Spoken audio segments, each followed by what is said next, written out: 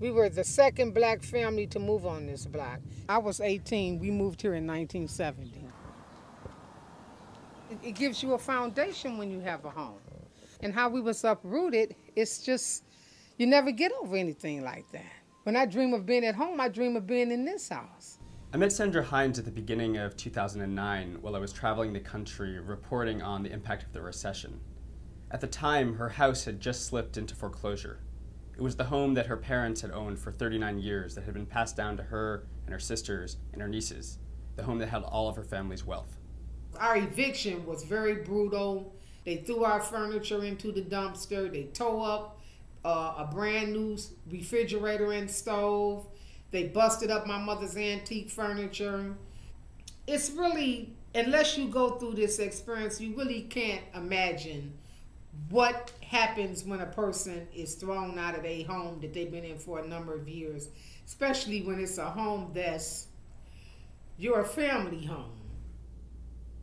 Economic hard times aren't new in Detroit. It's been struggling for decades.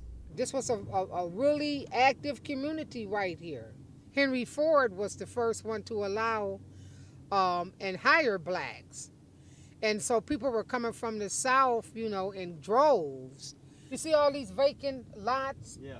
Those were where houses were. They wouldn't give people loans or any kind of monies from the banks. And as a result of it, the houses just rotted to the point where they just start falling down. Sandra's neighborhood was not like this. It's a community that until now has survived and thrived. And now, it too has been hit. That one is in foreclosure and eviction. All of these people are still here. But if I'm not mistaken, she lost it to foreclosure and eviction, but that house was well kept. So I'm sure somebody bought it right away. Hey, Mr. Mack. Predatory loans were sold en masse in communities like Sandra's. People of color were more likely to be sold predatory loans. And in fact, high-income borrowers of color were more likely to get a predatory loan than low-income white borrowers. This was the house that was the grandfather and grandmother's house. And so it was the house that they were supposed to be one that would be passed down in the family. The average black and Latino family holds about a dime for every dollar of white wealth. And if we subtract homes from that, that inequity grows even larger. Money for education, not the banks! Money for education, not the banks! Sandra's loss, though, has propelled her to fight. She's a leading member of the group Moratorium Now, which is pushing for an immediate halt on foreclosures. I wanted to bring a face to what it is to be foreclosed. I want people to understand what people really go through, because you don't see these people, these millions of people that's been thrown out.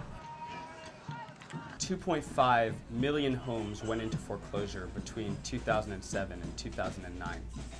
And now, they say 5.7 million homes are at imminent risk of doing the same. The fact is that it's not ending. Now, Sandra Hines and her sisters and her nieces are living in apartments scattered throughout the city of Detroit. At Sandra's house, we had a stark reminder of her loss. Who are you? Okay, I used to live in this house. Alice Hines, yes. Yeah, I used to live here for 38 years. I lived around the corner for 40. You experienced foreclosure and eviction too? No, ma'am. Oh, okay, well, that's what I'm saying. That's a little different. Y'all continue on. All right. And ain't no problem with trying to check on your property. Isn't that deep? How you doing, Miss James? Okay.